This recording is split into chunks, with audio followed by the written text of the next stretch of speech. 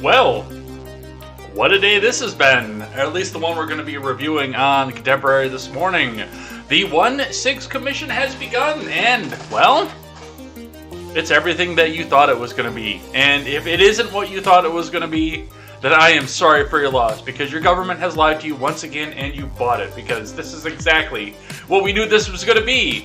A day of everybody trying to confirm the narrative, but we'll discuss some of the events and the highlights of the first day. Simone Biles walks away from her Olympic team. She is still going to compete solo. This is for mental health, and this has caused the internet to fucking break, by the way, in a way that I never thought possible. But we'll sit down, we'll talk about what's going on with that, and I'm learning about a lot of this for the first time, so I will make my initial decision as I learn more about the facts, but we'll go on and we'll see what's going on with that. Activision Blizzard employees walk out in protest over sexism, and I have an existential crisis as to whether or not I can play the video games that I've already paid money for before they started doing stupid shit. We'll talk just a bit about that, and the coronavirus is still here, you guys. In fact, they're going on and they're putting yellow wristbands, not armbands, don't take me out of context, yellow wristbands on NFL players who choose not to get the vaccine. It's going to be all this and more over on Contemporary. Hey, do you trust the plan yet? I'm Jay Edgar, and this is Contemporary.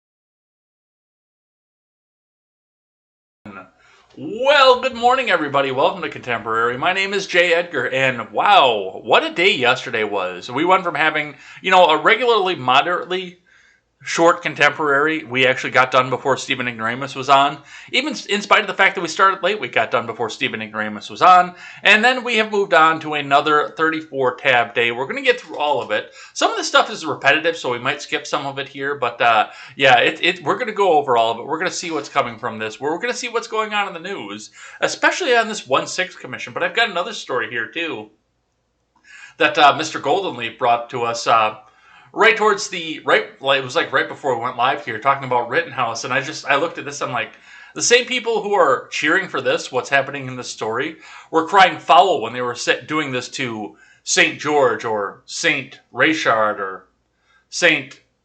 Ahmad. They were crying foul when these people were doing the same thing, but we'll talk a bit about what was going on with that, and what this means going forward, and what this could do to the news cycle, and what this could do to the prosecution as well, and the defense. It's going to be all this and more, but before we get started, head on over, check out my friends, The Daily Ignoramus, The Breakdown with Birkenhoff, The R-Rated Conservative, The Freckles and Brit Show, and The Generational Gap. Go check out all those shows. Invited to come join our upcoming project that's possibly going to be coming for a fall release here. So we've got big things coming. We've got some good stuff coming. It's going to be a great time. You're going to be able to help me support some very great creators with this. So I'm hoping that everybody comes back and checks out the project that we have coming. There will be more announcements to come when there are more announcements to have. But I'm fairly excited for this because I really want to help these guys out. They helped me out right from the beginning, and I want your help to help me support great creators. All right, let's look in at the finance for the morning here. Let's get some monitors up here so I can see what you guys are doing. Make sure that I have my audio on and everything. You guys can hear me in all this. Let's see. Let's get this up. Oh, hey, there's your live chat, you guys. All right, let's look in at your finance for the morning here. Starting with the Dow. The Dow is down 0.25% day over day. Looks like it dropped off through the day and it just held down throughout the day. Correction, probably.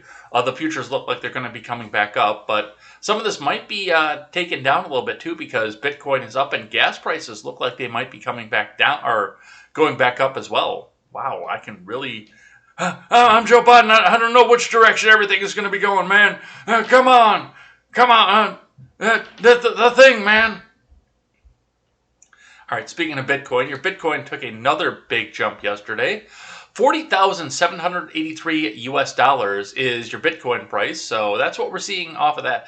And a part of this, like we talked about on the IBD article yesterday, a part of this is because there may be places where you can actually spend your Bitcoin instead of having to convert it back into US dollars in order to spend it or even use it if you have it. So that could be another thing that's driving the market here. Hey, maybe Tesla will come back up and say, oh, well, I want you to be able to buy a car with your Bitcoin.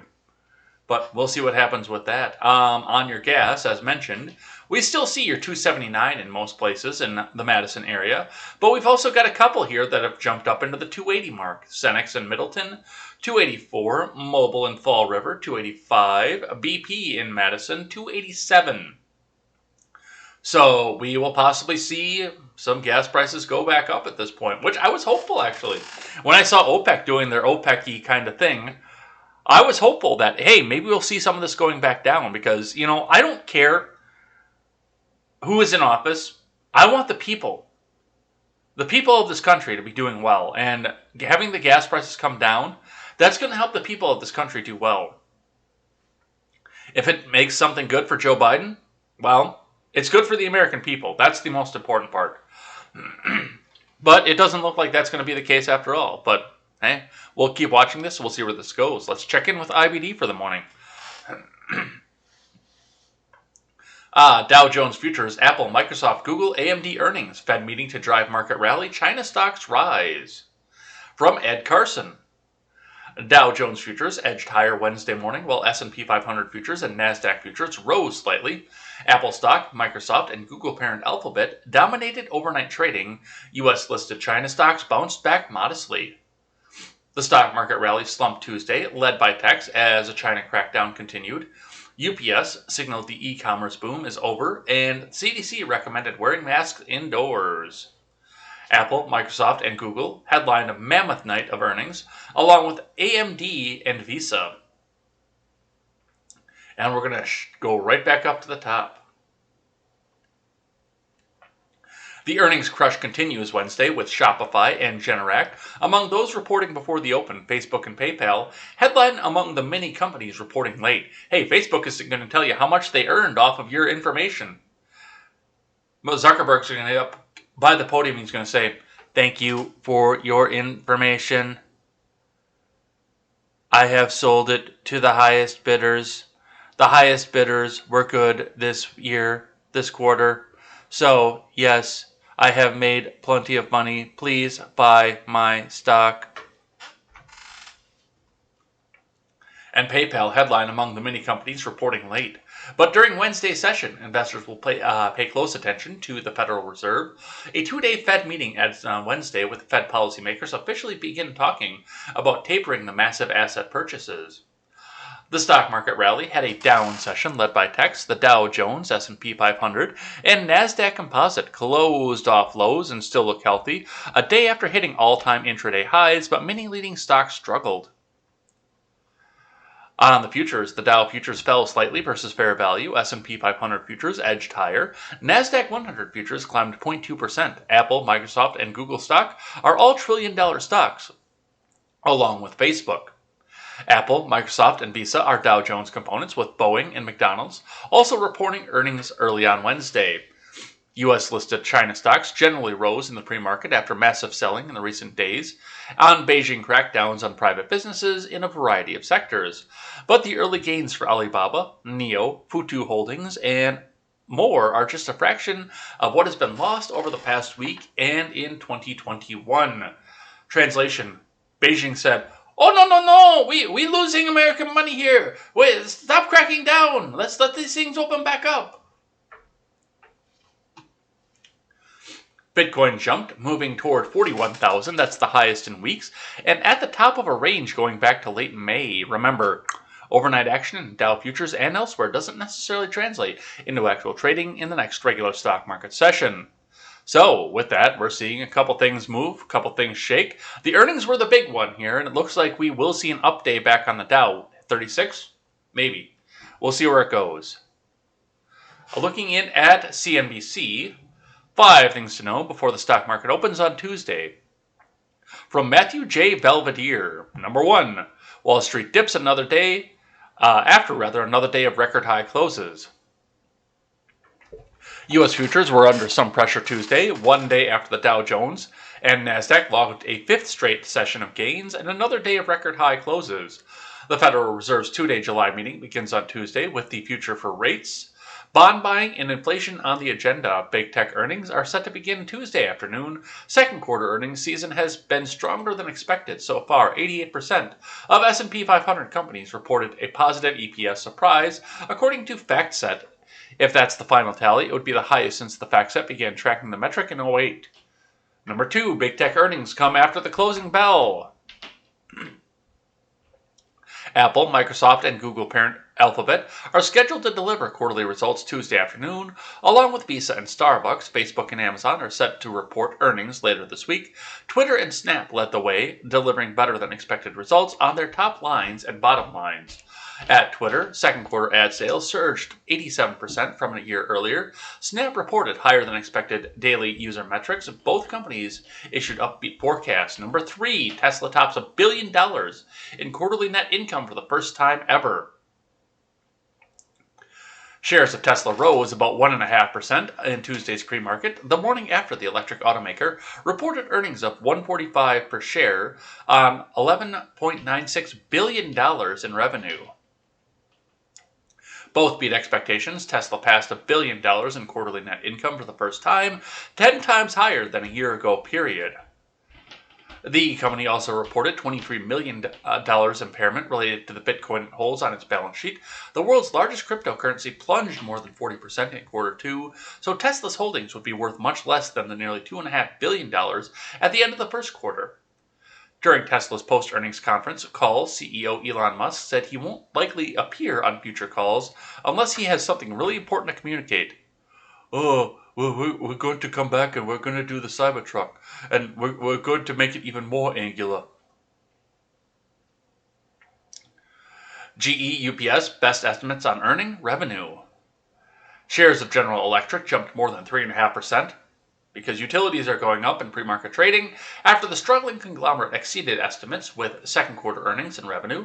GE also said Tuesday it expects 2021 free cash flow to be $3.5 billion to $5 billion, up from its prior forecast of $2.5 billion to $4.5 billion. Free cash flow is closely watched by investors as a sign of the health of a company's operations and the ability to repay debt. Shares of UPS dropped 2% pre-market after the delivery giant on Tuesday reported second quarter earnings and revenue that beat estimates. Under CEO Carol Tome, UPS has been reining in costs and focusing on high-margin packages under her better, not bigger strategy. And finally, the great transition into our first news story of the day. House Select Panel on Capitol attack to hold its first hearing. We don't have to go do this yet because we're going to go do this in greater depth here. Let's get into it, shall we? Starting the day with Newsweek, archived of course because you're out of free articles. What happened during the first January 6th commission hearing from Zoe Strozewski? The Select Committee, formed by House Speaker Nancy Pelosi, held its first hearing Tuesday to investigate the Capitol riot on January 6th that delayed the certification by an hour of President Joe Biden's election victory. The hearing featured testimony from 4 law enforcement officers who were present at the Capitol that day as a mob of then-President Donald Trump supporters breached the building. The officers each spoke of the violence and the fear they experienced as they attempted to defend the building from descending crowds. One officer, Sergeant Aquilino Gonell, recalled rioters attacking law enforcement with any items they could get their hands on, such as flagpoles, tasers, rocks, and pepper spray. Michael Fanone, an officer from the D.C. Metropolitan Police Department, said that he was beaten unconscious by the crowds and suffered a heart attack. Really? A traumatic brain injury, and a concussion from the injuries they caused. 2 of those I could believe. 2 of those are believable. And the people who actually committed those crimes, who beat the officer, haul them in. Put them up. That's assault. That's assault of a police officer, which I don't believe should be a crime, but that in and of itself, that's assault. Assault should be a crime, but assault of a police officer, that shouldn't be a separate crime. But still, haul their asses in.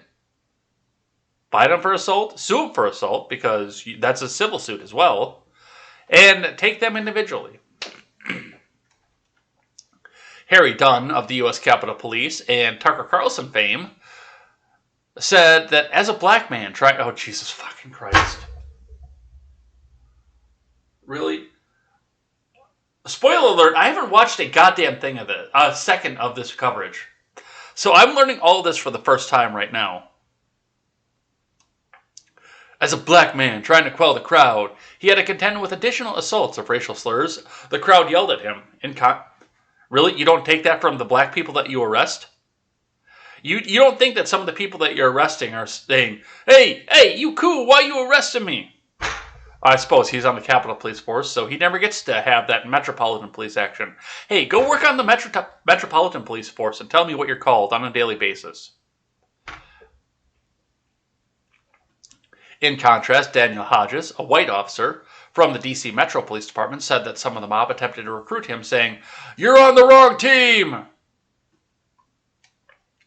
7 Democrats are serving on the committee, including California Representatives Pete Aguilar, Zoe Lofgren, Adam Schiff, as well as Virginia Rep. Elaine Luria, Florida Rep. Stephanie Murphy, and Maryland Rep. Jamie Raskin.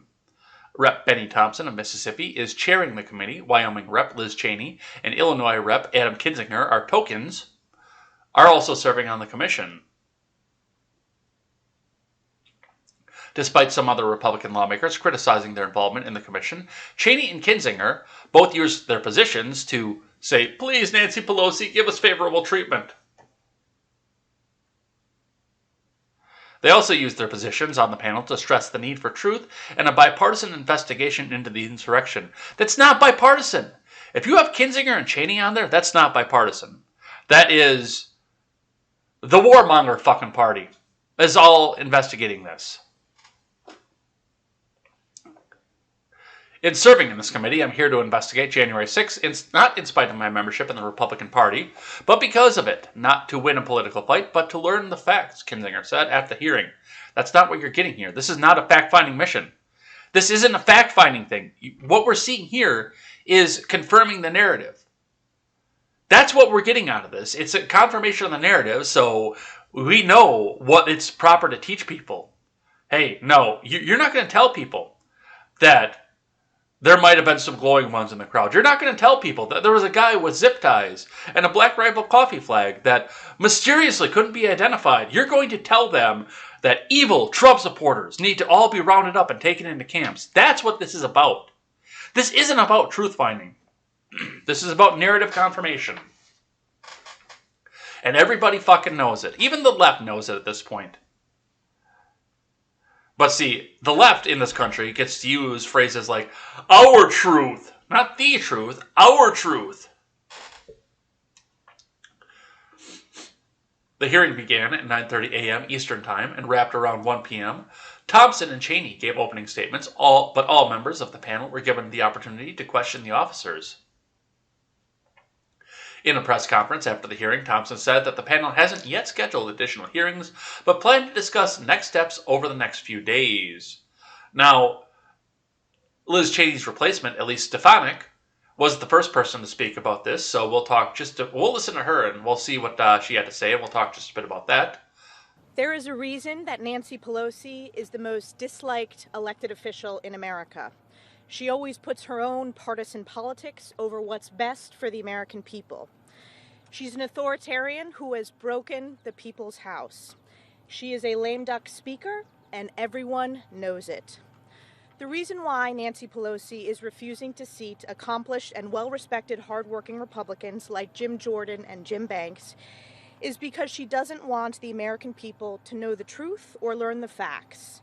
She doesn't want a fair or bipartisan investigation. She wants a political one. It is a fact that in December of 2020, Nancy Pelosi was made aware of potential security threats to the Capitol, and she failed to act. It is a fact that the U.S. Capitol Police raised concerns, and rather than providing them with the support and resources they needed and they deserved She prioritized her partisan political optics over their safety. The American people deserve to know the truth that Nancy Pelosi bears responsibility as Speaker of the House for the tragedy that occurred on January 6th. And it was only after Republicans started asking these important questions that she refused to seat them. House Republicans will continue to follow the truth and the facts and support our law enforcement officers to make sure this never happens again in the U.S. Capitol, the People's House. And I'm proud to turn it over. So I want to push back on that just a second, because there are some problems that I have with what Representative Stefanik said about this. First off, yes, Nancy Pelosi did refuse to seat Jim Banks and Jim Jordan, but that it had nothing to do with coming out and finding the truth. They already knew, as soon as Nancy Pelosi said 1-6 commission, we already knew that there wasn't going to be any truth to this. Everybody knew that. Everybody knew that there wasn't going to be a second of truth that was talked about with any of this. And Jim Banks and Jim Jordan are definitely not interested in getting to the bottom of the truth either. I'm sorry. I'm not a Republican shit-off of that, and I'm not going to pretend that they're going to seek the truth. They're seeking a different narrative, the narrative that they're going to sell to their MAGA fans. And Nancy doesn't want a competing narrative in there. That's the problem. It's not about the fact that she's trying to seek the truth or trying to avoid the truth. You're going to have two narratives fighting with each other, and if we get the actual opinions of two narratives out there where they cross over, people might actually find out what the truth is. Where we see some of the crossover, but no, it has nothing to do with truth. And of course, people are going, oh, they're saying that Nancy Pelosi is the real criminal here. Well, she kind of is, because yeah, they were made aware of this. In the middle of November, when I first started hearing, we're going to go and we're going to protest the counting of the vote at the Senate. What did I start telling you guys? Those of you who were with me at the time. Those of you who were watching Contemporary at the time. What did I tell you? Don't go. It's a trap. They're glowing ones. The feds are organizing this. This is a trap. And what did we find out? Now, and with that being said, knowing full well that I had a person on the ground down there, because I did have a person on the ground down there, knowing full on well that I had a person on the ground there, and I'm very thankful for the fact that he was on the ground. Still, if looking at it, because I've seen his arrest record because of this, if I would have known that this would have gone the exact way it would have gone, I would have urged him not to go. I would have urged him to say, hey, it's not worth it. Yes, I'm glad you're willing to go get the story, but this is not worth it right now. This was all a trap right from the beginning. Let's read from what WNYT has to say. NBC 13, Albany, New York. Stefanik says Pelosi bears responsibility for the Capitol riot. From WNYT staff, Representative Elise Stefanik is placing blame on House Speaker Nancy Pelosi for the January 6th riot at the Capitol. She made her comments as the House Select Committee began hearing testimony about the incident. Stefanik, who represents New York's North Country, says Pelosi was made aware in December of potential security threats at the Capitol. The American people should know that Nancy Pelosi bears responsibility as Speaker of the House for the tragedy that occurred on January. There was no fucking tragedy. There was no tragedy, except for the fact that Ashley Babbitt got shot. That's the only tragic thing that happened there. Everybody else went back to work an hour later. Stefanik, the House GOP conference chair, was one of several Republicans who spoke at a news conference Tuesday morning outside the Capitol. Their appearance was timed to coincide with the start of the Select Committee's hearing. Oh, hey, we've got more. There is a reason that Nancy Pelosi is the most disliked elected official in America. She always puts her own partisan politics over what's best for the American people. That's the same speech we just heard, but from a different angle. And we can see Jim Jordan and Kevin McCarthy and a couple other people I can't identify there. So that's all that we have for that. Let's keep going. Oh, we got to refresh. Because I have an ad blocker out and they don't like that. Ad blocker. Come on. Give me the one I want. There we go. Continuing without supporting this time. Yes. Live blog, January 6th hearing, Capitol riot inquiry invokes emotional police testimony. No author given.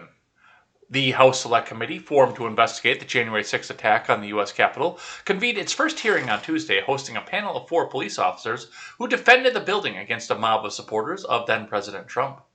The testimony, which included new video footage from the day, was both emotional and dramatic, as the officers described being overwhelmed by rioters who were better equipped for the battle that unfolded. Officer Dunn, a 13-year veteran of the Capitol Police, recounted enduring racist slurs in powerful testimony about confronting the mob. More on the officers here. The officer provided chilling, detailed accounts of being knocked unconscious, then beaten, fearing death at the hands of a mob that outnumbered them. They choked up, reliving the hand-to-hand combat they faced on January 6th. Representative Liz Cheney issued a striking criticism of her party. Then leave. If you're that if you're that critical of your party, then fucking leave. Don't be a part of it. Don't be associated with it. Full stop. Do what Jeff Van Drew did. Switch parties. See if the people of Wyoming still like you. I guarantee you they won't. For blocking an independent commission to examine the attack, she is one of 2 Republicans serving on the committee at a House Speaker Nancy Pelosi's invitation, which means that she's a token. From here, 16 hours ago, senators reach agreement on emergency funding for Capitol security. No shit, Sherlock, because they're going to lock that shit down even harder at this point. Capitol Police Chief, proud of officers who testified, fought like hell, shooting an innocent woman who was trapped in a fucking window. Members of committee could return before August recess ends to continue work, chair says. Why am I supposed to be proud of the fact that people are going to go in and do their jobs? Only Congress can find out if anyone in power had a role in the attack, Hodges said. And there it is, right there. Only Congress can do what the FBI is actually tasked to fucking do. Only Congress can determine this. How? What magical powers does Congress have to investigate that the FBI doesn't have? Explain that to me. Oh, well, we could set a field office for the Capitol Police in Florida and California. That's where it is, right there. That's the problem. Oh, only Congress could do this. Fuck you. Seriously. Officer Hodges urged the panel to continue investigating to figure out if anyone in power, they mean Trump, played a role in the attack. I need you guys to address if anyone in power had a role in this, if anyone in power coordinated or aided or abetted or tried to downplay, tried to prevent the investigation of this terrorist attack. This wasn't a terrorist attack. Because we can't do it, Hodges said, in response to a question as to what the officers would expect the committee to accomplish in its investigation. Separately, Officer Fanone asked for an investigation into the activities leading up to January 6th, which may have resulted in the attack. It's interesting from a law enforcement perspective as a police officer. A lot of these events happen in plain sight. We had violent political rhetoric, he said. NBC News previously reported that extremists made little secret of ambitions to occupy the Capitol in the weeks before the attack. Yes, and that's again why I told you all, don't go. Yes, it would have been cool to be there for history, but don't go. Additionally, there were hundreds of social media posts discussing plans to move on the Capitol, including a map of the building and talks about how to create a stampede that would overwhelm Capitol Police. Yeah, I wonder how many people in the FBI and people who had military training were in on that too. According to a report by a nonprofit research group and separate review by NBC News in April. Now, here's the long and short of it. I talked about this with Natalie Bruno on Monday. I've talked about this with you guys on Contemporary before. And especially with the Whitmer thing, where you have 17 people gathering around saying, we're going to go and kidnap that there governor because she's doing bad stuff here. When you have 17 people doing that and 12 of them are FBI informants, you didn't have a grassroots plot to kidnap the governor. You had a bunch of disgruntled rednecks working at the prodding of the U.S. government.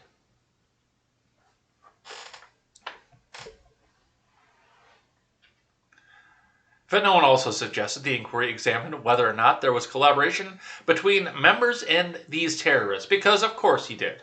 Because of course he did. And this, I just said this back to Clint from Liberty Lockdown too. I commented back on his post.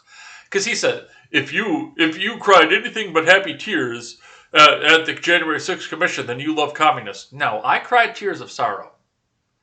Because this is going to be the excuse. This is going to be the catalyst that is used to create more security around the Capitol, more of a police state than we already fucking have in this country, and the excuse to take anybody who doesn't believe in the progressive agenda and round them up and put them into camps where everybody goes back and learns how to focus.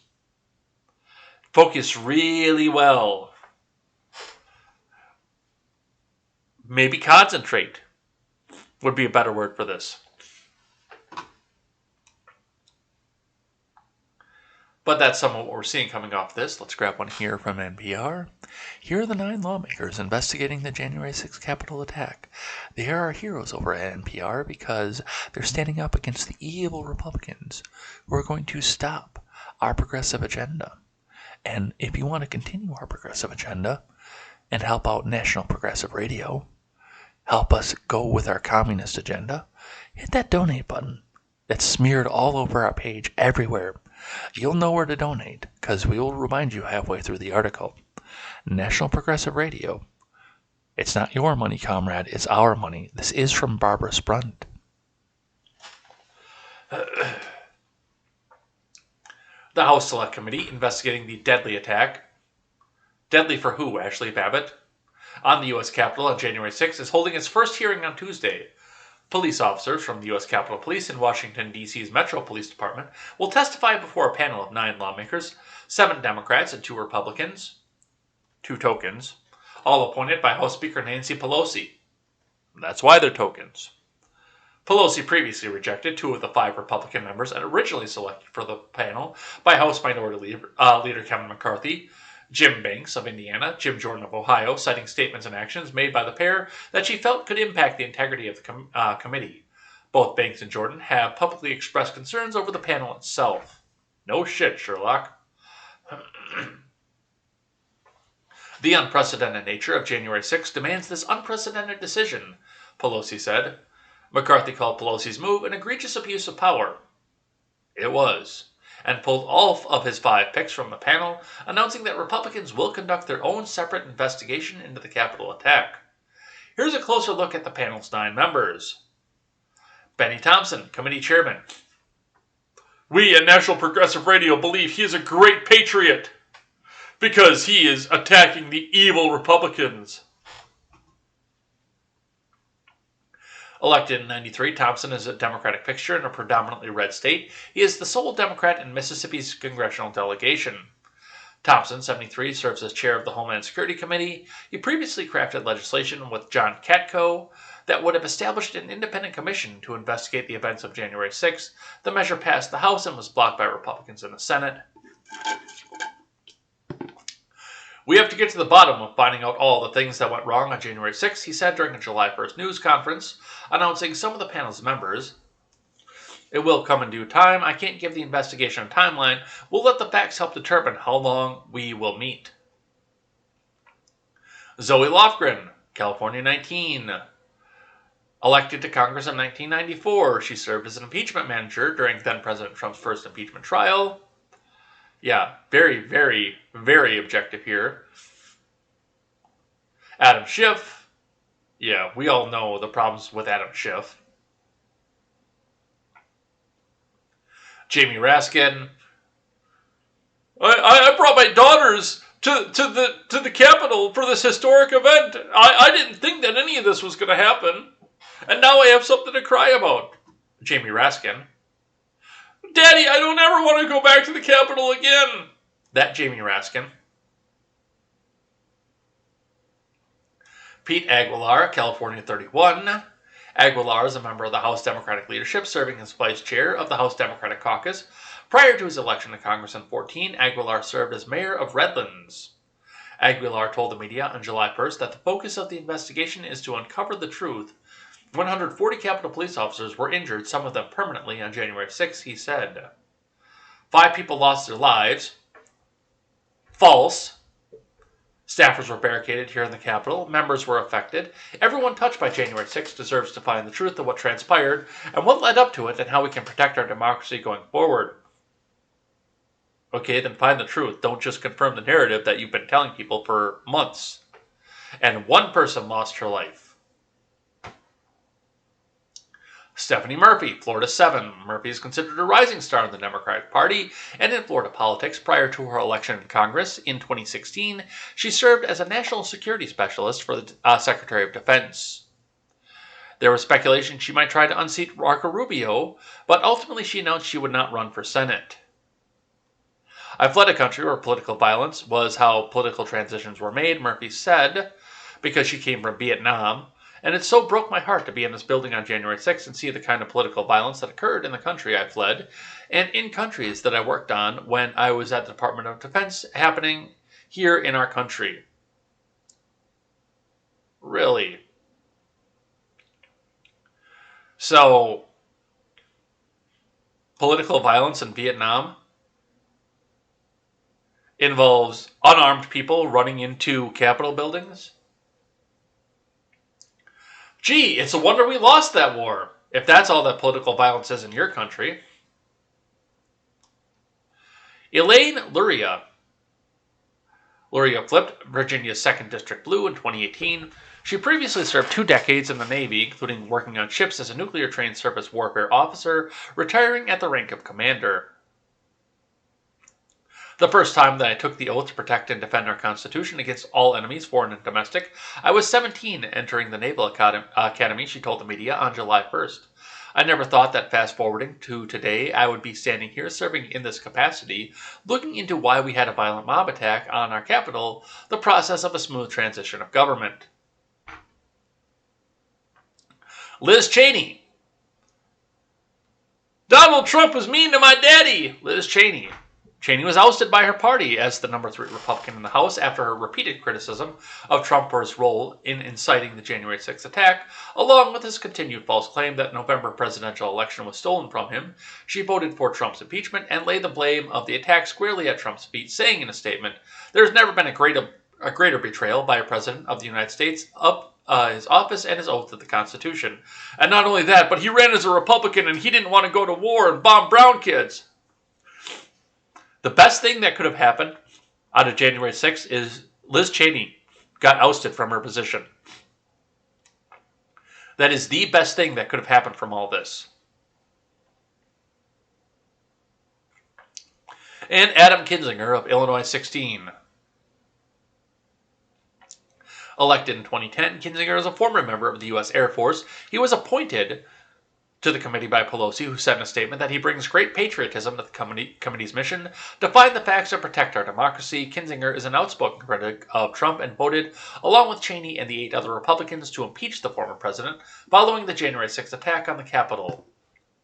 So there it is. That's your 9 committee panel members. As anti-Trump a group as you can possibly get. They don't have an agenda or anything. All right, let's grab one from the Blaze. Cheney indicates a January 6th committee will seek details of McCarthy's phone call with Trump. Let me see if there's video on this one. There is not. There is. 5-minute video.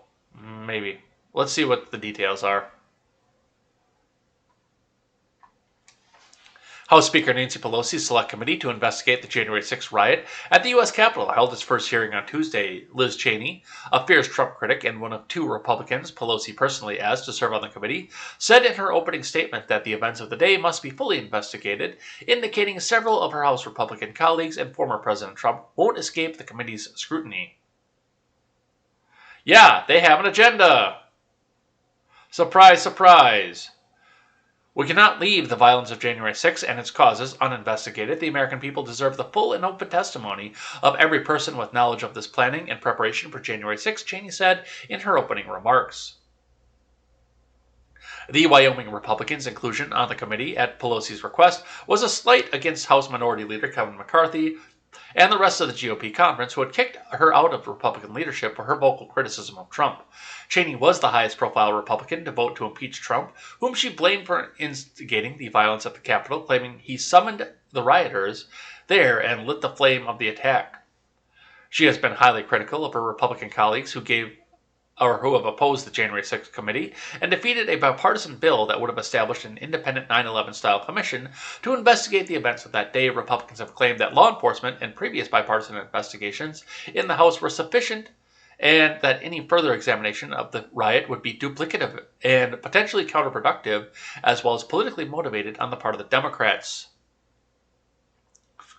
Dismissing those concerns, Cheney said Monday that McCarthy and others were attempting to whitewash the mob violence at the Capitol and that it was a disgrace.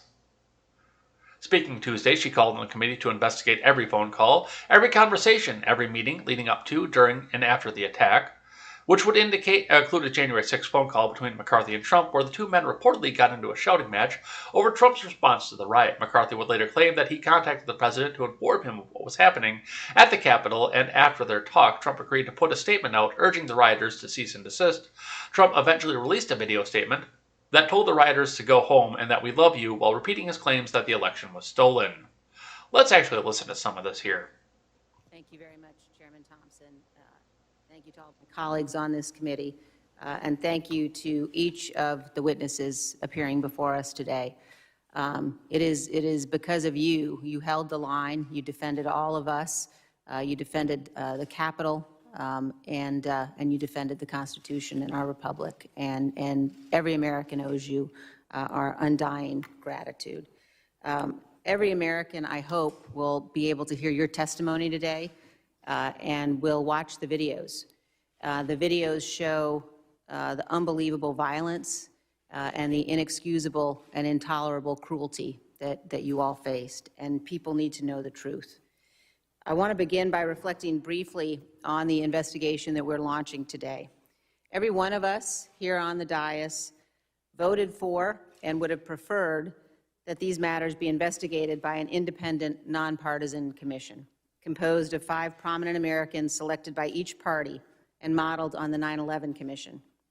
Although such a commission was opposed by my own leadership in the House, it overwhelmingly passed with the support of 35 Republican members. It was defeated by Republicans in the Senate, and that leaves us where we are today. We cannot leave the violence of January 6th and its causes uninvestigated. The American people deserve the full and open testimony of every person with knowledge of the planning and preparation for January 6th. We must know what happened here at the Capitol. We must also know what happened every minute of that day in the White House, every phone call, every conversation, every meeting leading up to, during, and after the attack. Honorable men and women have. And if that doesn't sound like what they want to do to the rest of us in the country as well, you're deluding yourself, you guys. If that doesn't sound like what dystopian nightmare they want to put onto us with things like the Patriot Act, then you're lying to yourself. Have an obligation to step forward. If those responsible are not held accountable, and if Congress does not act responsibly, this will remain a cancer on our constitutional republic, undermining the peaceful transfer of power at the heart of our democratic system. We will face the threat of more violence in the months to come and another January 6th every 4 years. I have been a conservative Republican since 1984 when I first Bullshit! Bullshit! voted for Ronald Reagan. I've disagreed sharply on policy and politics with almost every Democratic member of this committee. But in the end, we are one nation under God. You are not a conservative Republican. You are a war hawk fucking war pig. neocon who just wants to have more globalism. You're not conserving anything. Framers of our Constitution recognized the danger of the vicious factionalism of partisan politics. And they knew that our daily arguments could become so fierce that we might lose track of our most important obligation, to defend the rule of law and the freedom of all Americans. That is why our framers compelled each of us to swear a solemn oath to preserve and protect the Constitution. When a threat to our constitutional order arises, as it has here, we are obligated to rise above politics. This investigation must be nonpartisan. And there it is. And I love, and we're going to stop at that point because we're not going to listen to any more of this fucking Cheney spawn. I love how she starts out. This must be an independent investigation. Okay. Then it cannot involve anybody who was there on that day because all of you are going to be biased from that. If you wanted an independent investigation, bring in the legislature from outside of the Capitol. Bring in the Virginia legislature or members of every other legislature, just people who weren't there. But that's not what they're going to have. Of course it's not what they're going to have. If you want a truly independent investigation, bring in 50 members, one member from every legislature in the country. People who were not there, who were not present for that. And let them look over. Now, of course, you're not going to have a fully independent investigation because everybody went back and, watched all the things. But, hey, that would be another way to get it fully bipartisan and independent, too. Let every state choose a representative because, you have 26 state houses are Republican and 24 are Democrat. So it would lead for a slight Republican, but that would be a nice even 50-50 split. Yeah, let them go and investigate it. This is not an independent investigation. This is a bunch of people who said, they got in. Hey, they did exactly what we wanted to. Now we're going to put security down on all the people. Oh no, I was there. I remember. Oh no, my daughter said, Daddy, I never want to go to the Capitol again. That's what we're going to get out of this commission. Not an independent investigation. You know what this is. You all know what this is. Because you're the smartest audience on the internet. You all know what this is.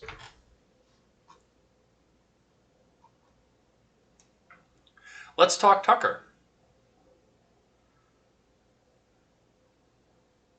Just 1 second to aside to the chat because not necessarily governor appointed, but either governor or legislature, depending on how the states want to. But yes, one representative from each state. But yeah, you get the idea. All right. From Fox, Tucker Carlson hits Dems for carefully selected police officers invited to January 6th Commission hearing. No shit, Sherlock.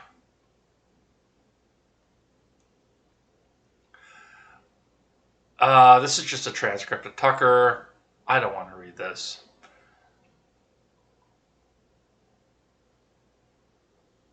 So in a big news day, here's the other thing that happened. The January 6th Commission convened on Capitol Hill for its first day of hearings.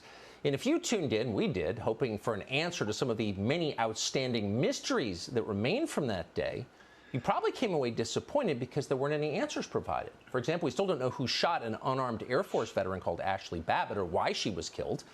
We still don't know what's on those thousands of hours of surveillance footage that the government, for some reason, persists in hiding from us. Why can't we see it? We still don't know how many FBI informants were in the crowd inside the Capitol on January 6th. We can't see it because they haven't finished selectively editing it yet. That's why. Or to what extent they encouraged others to break the law. Why can't we know? Someday, we'll get the answers. We always do.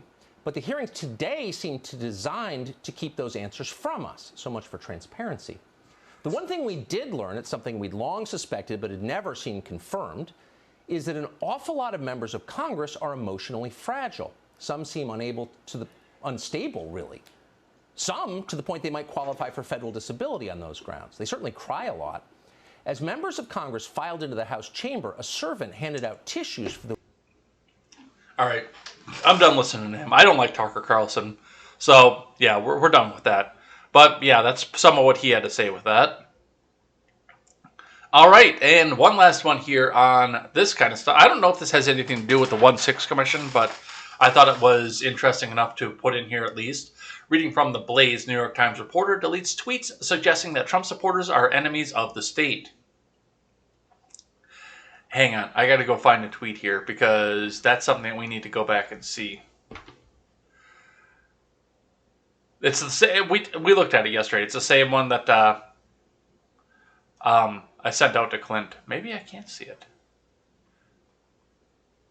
Oh, there it is. Hey, well, yeah, we can just pull that right from my profile.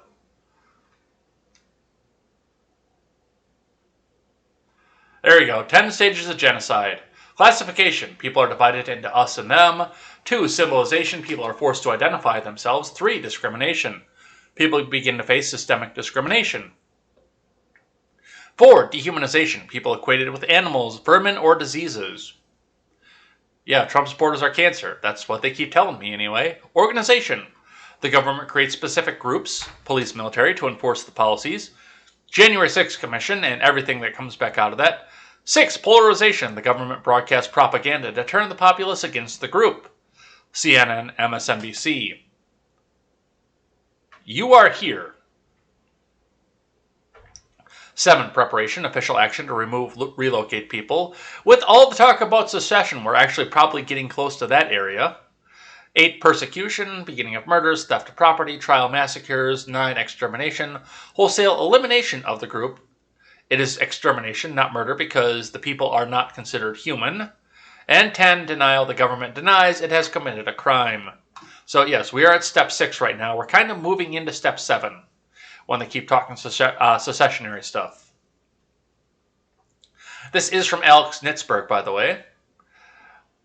New York Times Justice Department reporter Katie Benner announced that she deleted some tweets on Tuesday. Without further clarification, Benner wrote on Tuesday evening that she had deleted unclearly worded tweets regarding the January 6th hearing. There's the tweet. I deleted unclearly worded tweets regarding the January 6th committee hearing. According to a screenshot included in a Fox News article, the series of now deleted posts began by stating, today's hashtag January 6th Select Committee underscores America's current essential NatSec dilemma. Work to combat legitimate national security threats now entails calling politician supporters enemies of the state. Benner continued, as Americans, we believe that the state power should not be used to work against a political figure or political party, but what happens if a politician seems to threaten the state? If the politician continues to do so out of office, will the entire party support that threat? This dilemma was unresolved by the Russia probe and 2 impeachments, with many Republicans denying the reality of the January 6th attack. I doubt the January 6th committee will resolve it either. That leaves it up to the voters, making it even more essential for free and fair access to the polls, the New York Times reporter wrote. Glenn Greenwald commented on Brenner's remarks. Absolutely amazing. The New York Times Justice Department reporter says that U.S. faces an essential NatSec dilemma, namely that Trump supporters are enemies of the state, and all of the GOP is a threat to the state. This is a reporter, not an op-ed writer, saying this, he tweeted. Yeah. Yeah, that's pretty fucking scary shit. You are here. You are at step number 6 right now. All right, let's keep going. Let's shift gears here. Let's talk about what's going on in the Olympics, starting with a video from CNN. Simone Biles explains why she withdrew from the team finals. Let's see what this sounds like.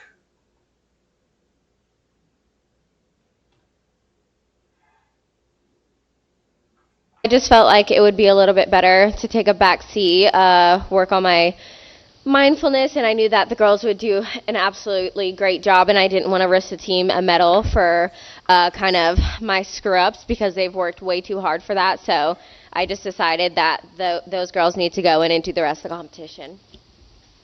So when you the question to your teammates, what was your feelings? How was the reaction? Was it a shock when you realized that your teammate could not continue the competition?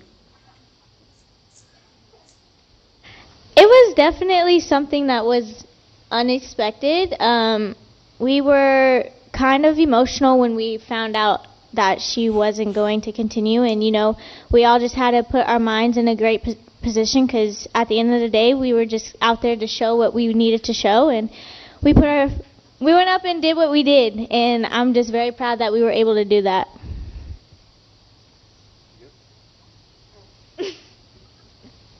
Yeah, there was definitely a lot of emotions going through all of our heads, but I'm really proud that we were able to step up to the plate and do what we needed to do.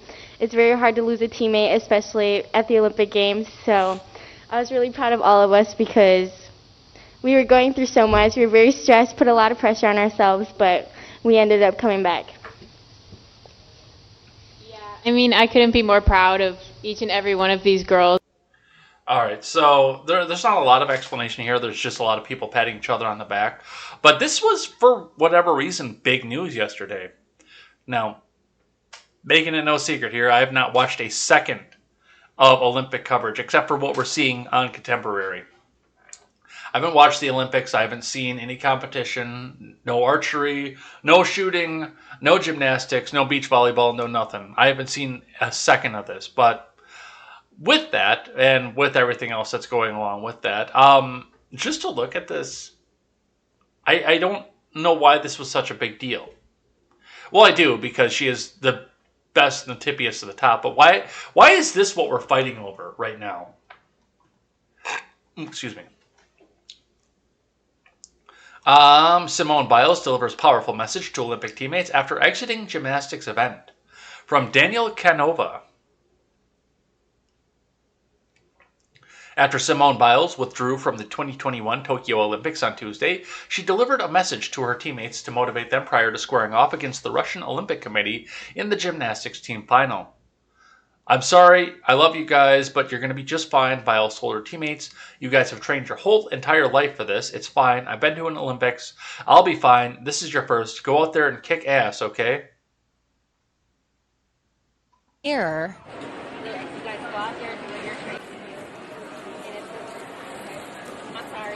I love you guys, but you're going to be just fine.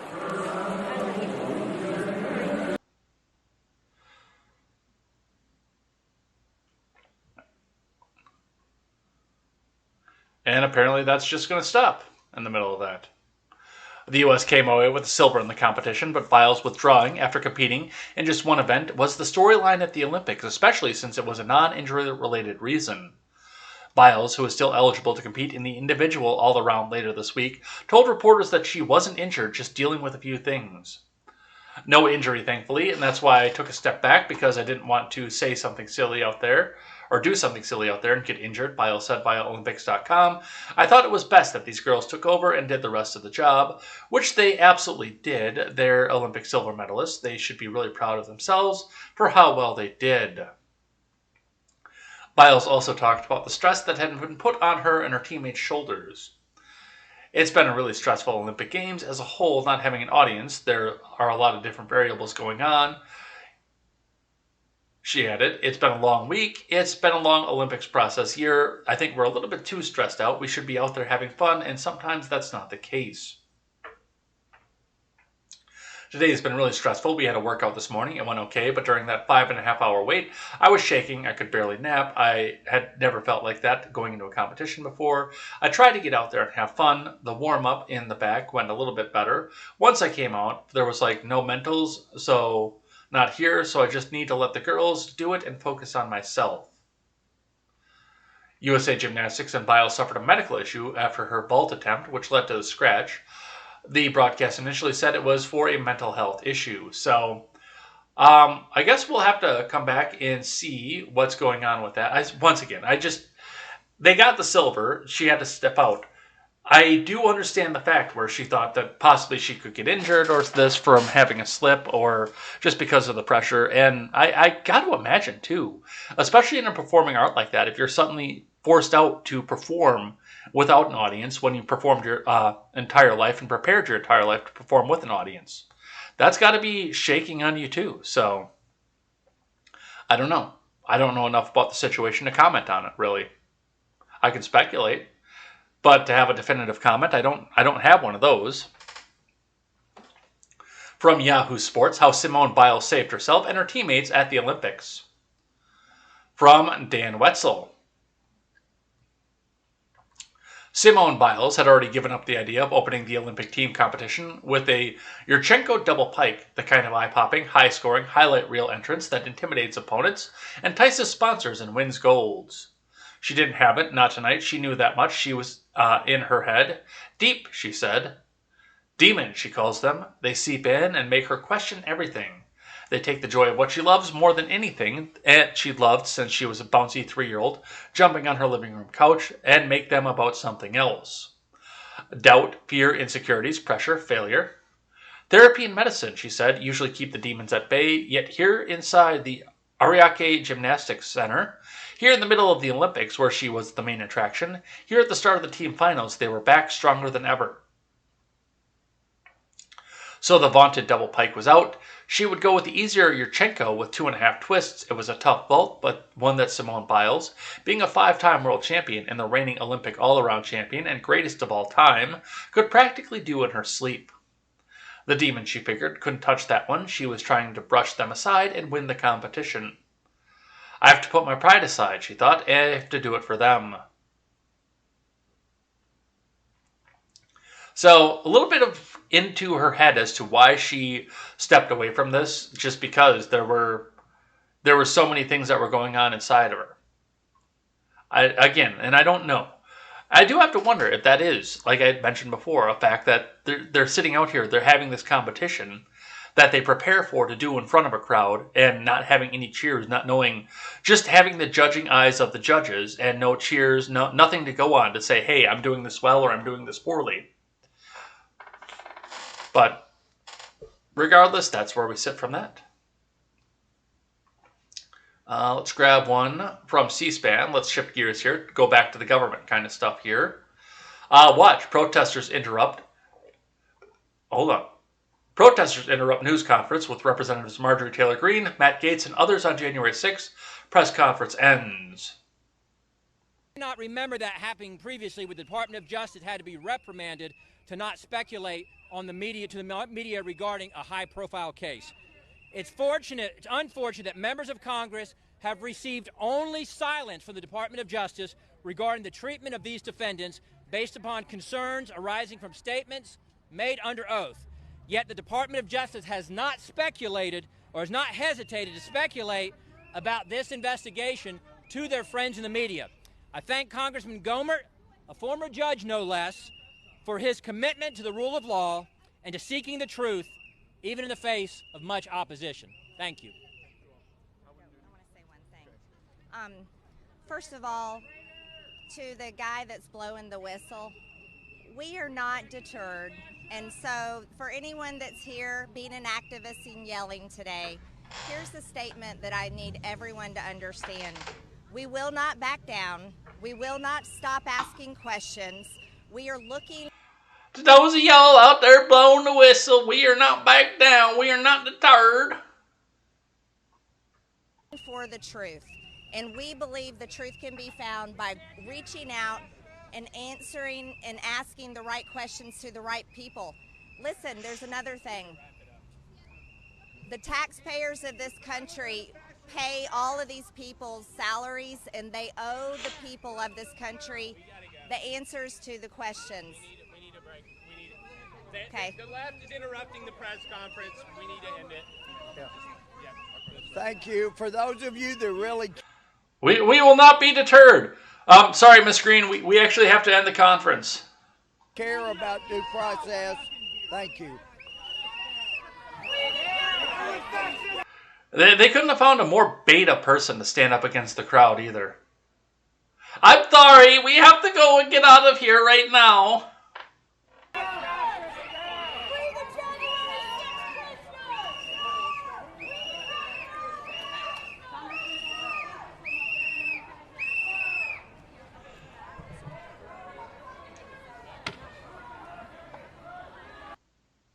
All right, reading from the Hill then.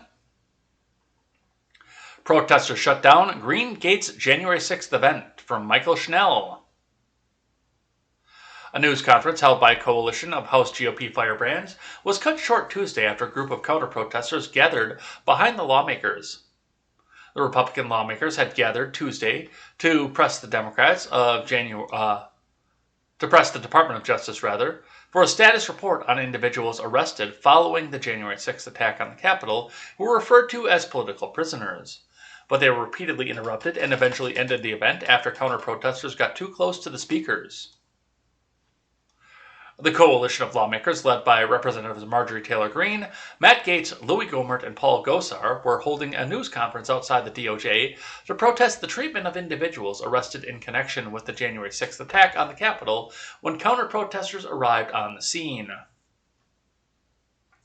One protester reportedly blew a whistle during the event, and the other demonstrators were holding signs that read, "January 6th was an inside job, vets for Democrats, and traitors and rapists sit down," the latter likely referring to Gaetz, who is under investigation for an alleged sexual relationship with a 17-year-old girl. Greene addressed the demonstrations taking place during the news conference, saying, "To the guy that's blowing the whistle, we are not deterred," as they got deterred. And so far for anyone that's here being an activist and yelling today, here's a statement that I need everyone to understand. We will not back down. We will not stop asking questions. We are looking for the truth, and we believe the truth can be found by reaching out and answering and asking the right questions to you people, she added.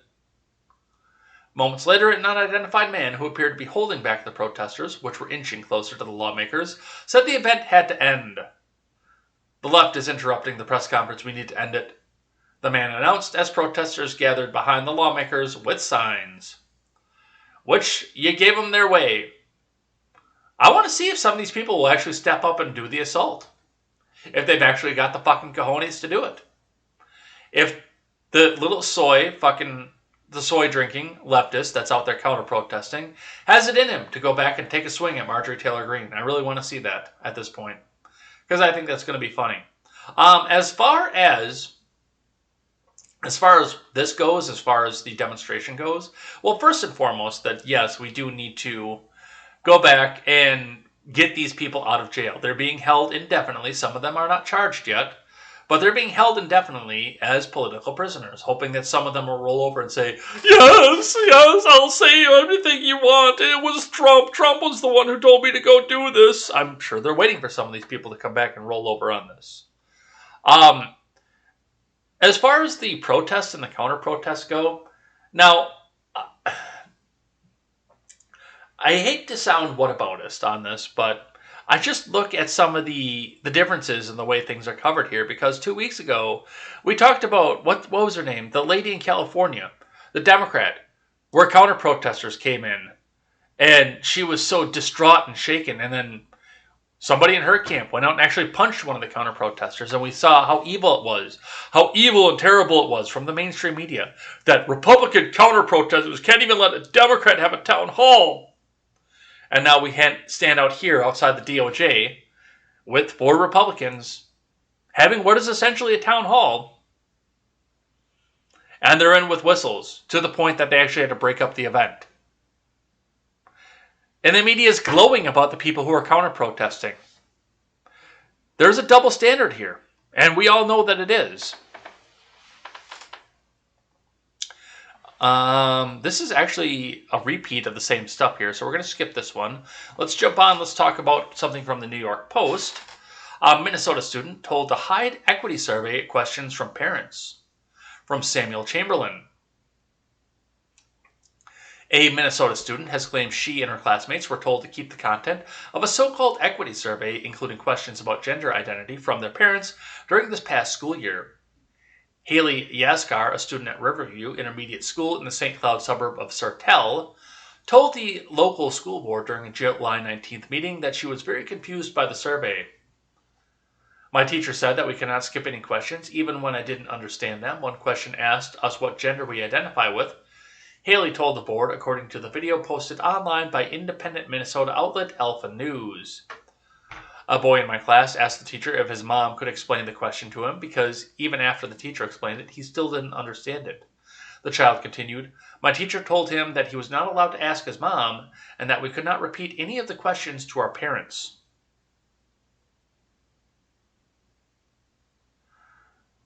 We should listen to that video. Because I remember seeing that and having that pop by earlier on in the week, and I avoided it. Let's listen to this. Let's see what this is. My name is Haley. Yeah, this is only about a minute, too. So, yeah, let's have a listen to this. See what this sounds like. My name is Haley Asgard. I was in 4th grade at Riverview Intermediate School last year. During distance learning, I was asked to complete the equity survey. My teacher said that I could not skip any questions even when I didn't understand. One question asked us what gender we identified with. I was very confused along with a lot of other classmates. A boy in my class asked my teacher if his mom could explain the question to him because even after the teacher explained it, he still didn't understand. My teacher told him that he was not allowed to ask his mom and that we could not repeat any of the questions to our parents. I want the school board to know how uncomfortable and nervous this made me. My mom always tells me I can tell her anything, but she also tells me I can trust my teachers too. Being asked to hide this from my mom made me feel very uncomfortable. I was doing something wrong. Thank you.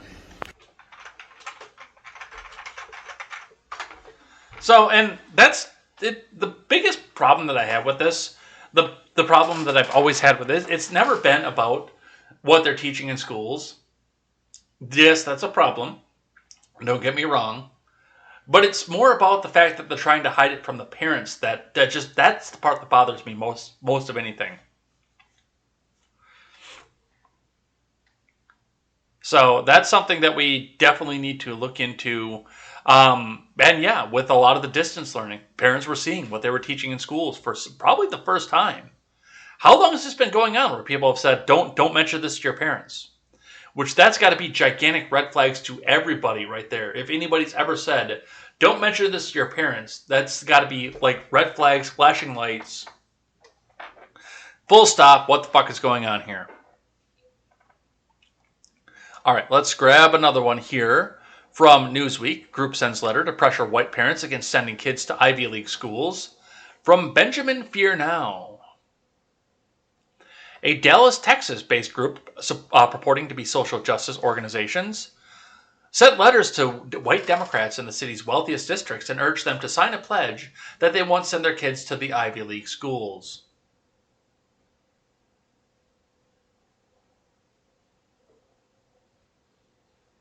What? Our group, calling itself Dallas Justice Now, sent out a college pledge letter that demanded white residents of wealthier areas, such as Highland Park Independent School District, pledge that your children will not apply to or attend any Ivy League school. The letter says that such residents should back up your words instead of just posting Black Lives Matter yard signs and Facebook posts. Representatives with the group either declined or did not return Newsweek's several requests Tuesday to discuss whether organizers are in support of social justice matters or were simply criticizing white Democrats in Dallas. Wen Yuan Wu, PhD, says, is this for real? What is Dallas Justice Now? I wonder what the Asian version of this ransom letter would look like.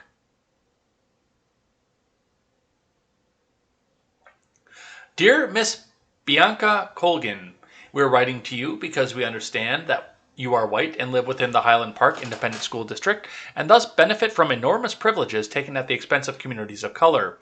You live in the whitest and wealthiest neighborhood in Dallas. Whether you know it or not, you've earned or inherited your money through oppressing people of color. However, it is also the understanding that you are a Democrat and supporter of the Black Lives Matter movement, which makes you one of our white allies and puts you in a position to help correct these cruel injustices. We need you to step up and back up your words with actions and truly sacrifice to make our segregated city more just. We are asking that you pledge that your white children will not apply or attend any Ivy League school or U.S. News and World Report Top 50 school. If you do not have children under 18, then we ask you to pledge to hold your white privileged friends, family, neighbors with children to this standard. These schools have afforded white families privileges for generations. Having your children attend these schools takes away spaces from students of color who really need the job opportunities, education, and influence that these schools provide.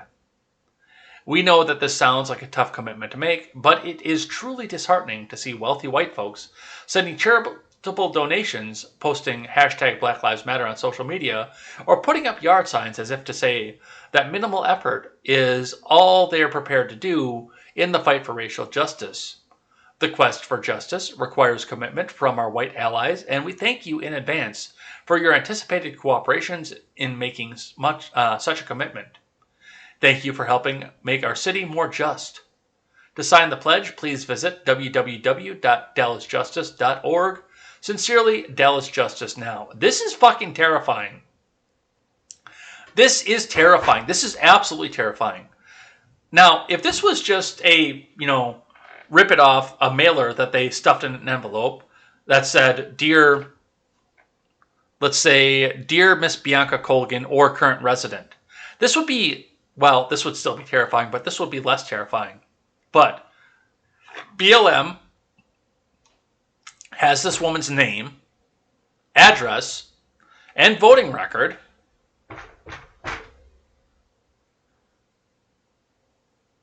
And a massive social media presence. And what have we seen BLM do if they don't get their way? They go in there and they burn, loot, and murder.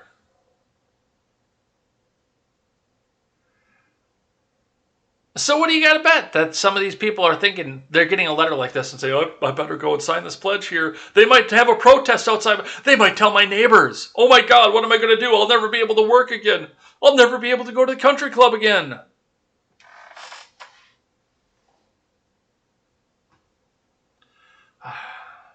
This is terrifying bullshit. And this is full on bullshit too.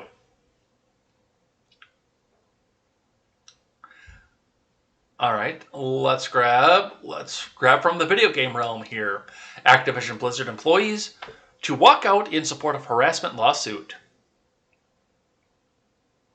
From Nicole Carpenter. Activision Blizzard employees will stop work on Wednesday in protest of an abhorrent and insulting response from company leadership to a lawsuit that exposed serious allegations of sexism and harassment at the game publisher. The lawsuit, filed July 22nd by the California Department of Fair Employment and Housing, described a company culture that allowed for gender-based discrimination and constant sexual harassment. A 2-year investigation into the company alleged that women were held back from promotions for various reasons, including the possibility that they may eventually take maternity leave, and that female employees were subject to derogatory comments about rape and other demeaning behaviors. An official response from Activision Blizzard said the lawsuit includes distorted and in many cases false descriptions of Blizzard's past. More than 2,600 current and former Activision Blizzard employees have since signed an open letter in support of the DFEH lawsuit.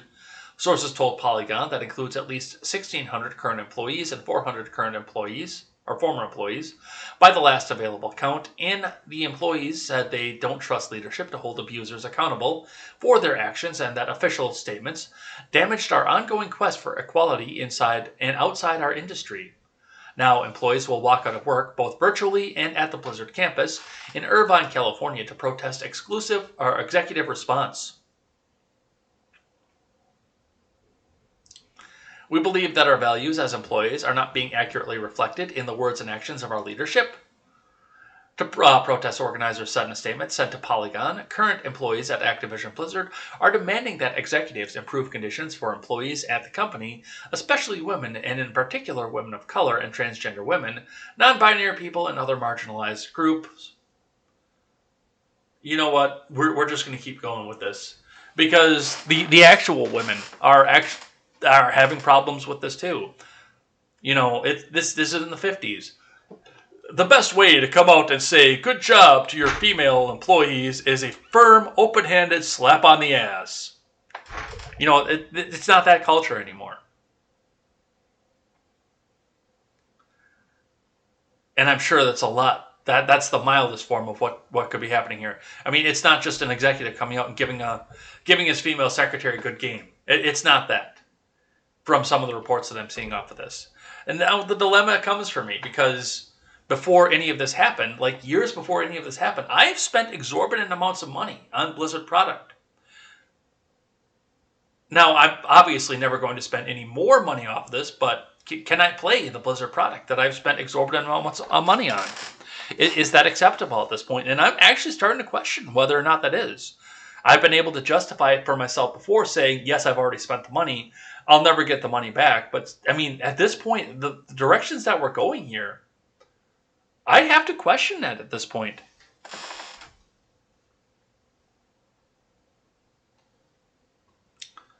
All right, reading one from Market Watch here. Activision Blizzard CEO admits tone-deaf response to allegations ahead of employee walkout.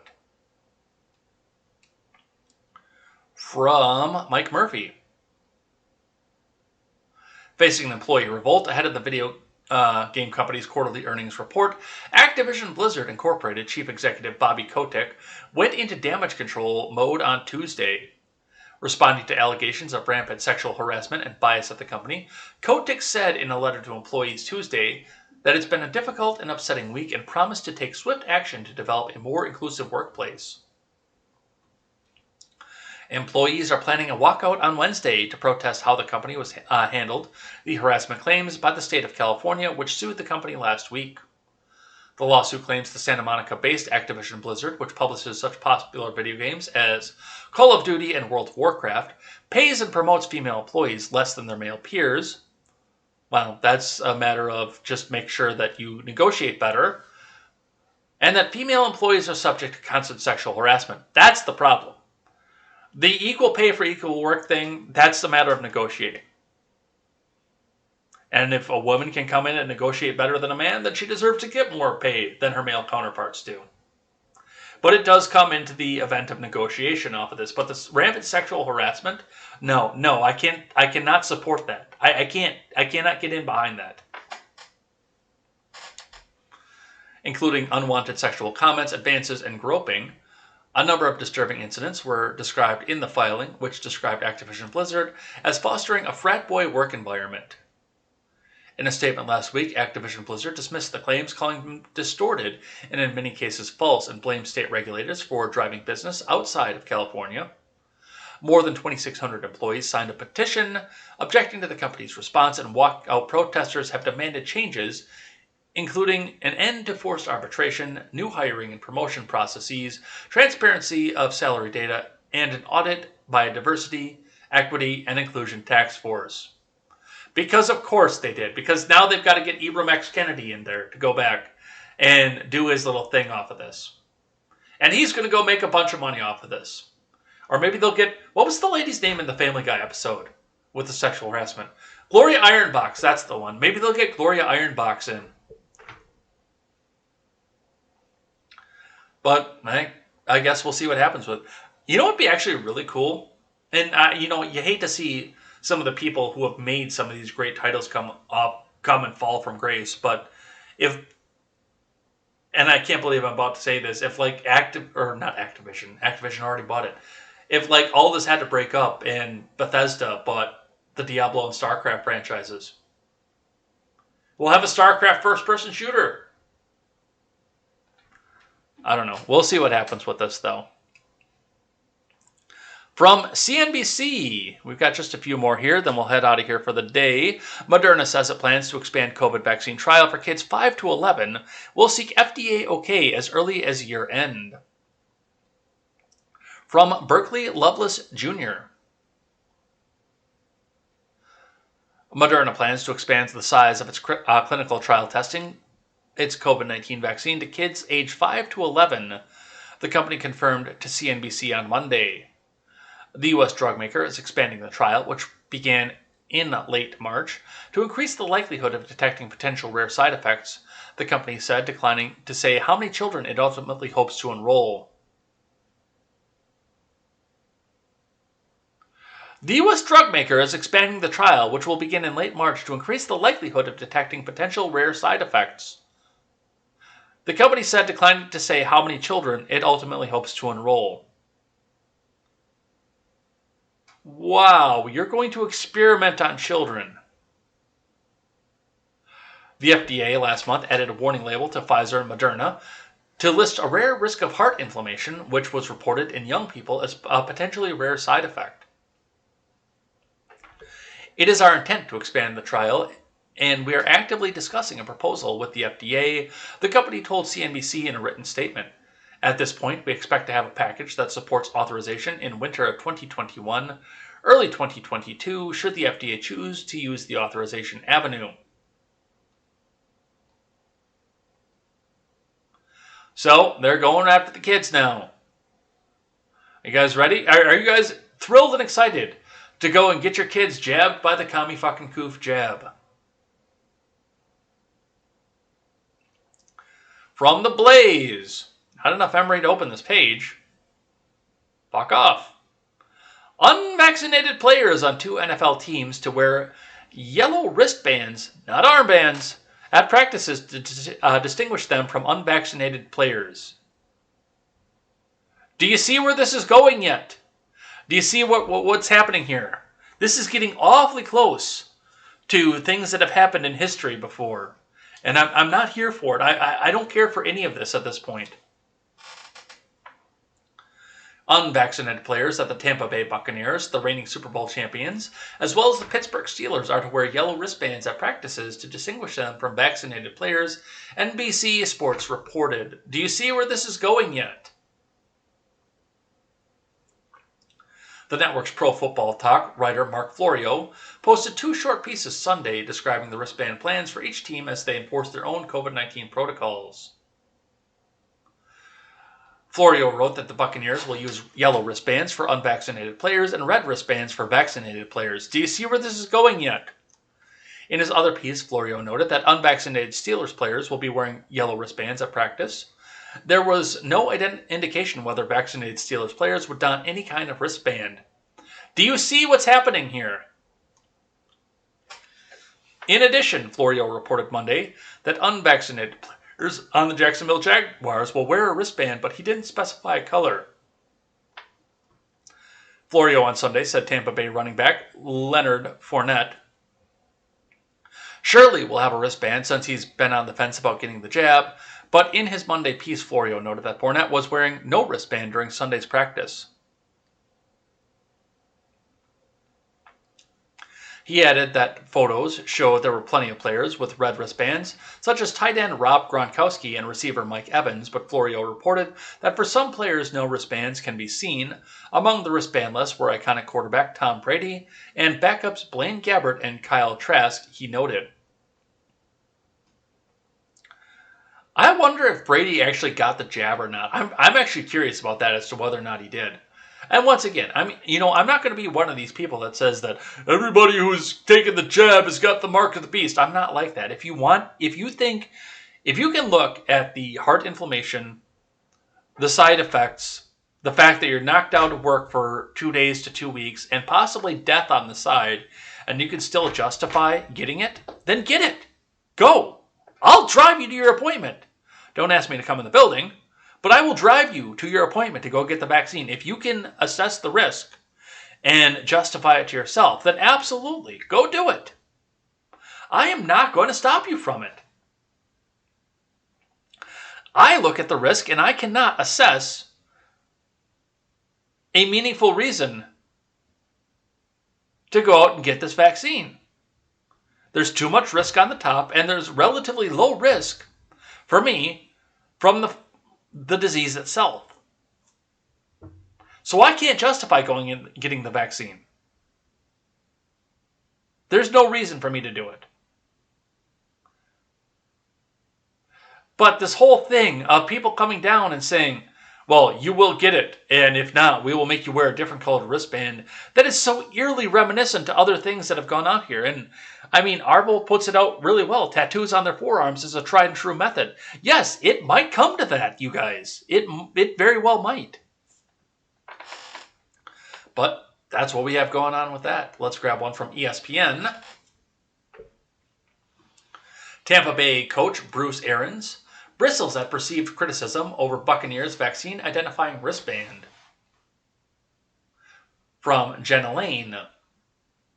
Tampa Bay Buccaneers coach Bruce Arians took issue Tuesday with the suggestion that his team was somehow violating league COVID-19 protocols by not wearing wristbands to identify which players have received the vaccine. If I give you some information, at least you know the fucking rules before you put it into the press. Red and yellow bands, they don't have to wear them at practice, Aaron said before taking the question. That's for indoors, and I've got to read shit that we should be fine for red and yellow bands because they ain't got them on at practice. That's bullshit. You're going to report shit, make sure it's fucking right. Based. None of the Bucks' 3 days of training camp practices that were open to media and the public have been indoors, only outdoors. In them, some players have worn wristbands while others have not. Arians did not specify who he thought was criticizing his team, but Pro Football Talk reported Monday that some Bucks players were wearing red wristbands while other players weren't wearing wristbands at all. ESPN's Adam Schefter reported Monday that the NFL and the NFLPA are at odds over the use of wristbands to identify unvaccinated players. The NFL is allowing clubs to make the players wear bright-colored wristbands, which the NFLPA believe is unnecessary. Yeah, I don't understand the necessity of doing that here, other than, we'll hear, I don't know, I don't even know who an announcer is anymore because we'll hear like Troy Aikman and they're saying, well, you can see that his performance is slipping here, and you'll notice that he has that yellow wristband off there. Maybe he's having a hard time breathing under there. He might have the COVID and he doesn't know about it, or he might actually be out there about to be tackled and spreading it out to people. What do you think over there? What do you think over there, Sterling? Is Sterling Sharp still an announcer? I don't know. I haven't watched football in a year, you guys, so keep that in mind.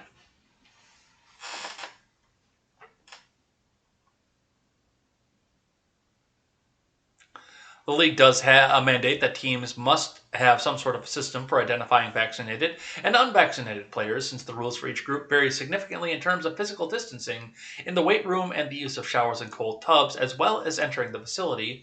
The Bucks chose to go with the wristband system, but the system is only required inside the facility. That is some draconian shit right there. The league does mandate that teams have some sort of system for identifying vaccinated and unvaccinated players. That is a scary sentence right there.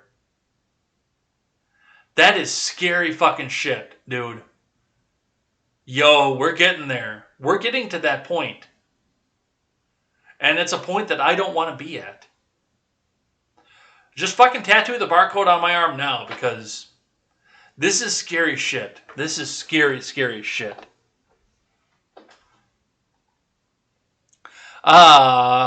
So remember yesterday when I said that we had the Rubin video that was like 20 minutes long talking about Fauci? Well, somebody built a highlight reel and sent it back out to Dave.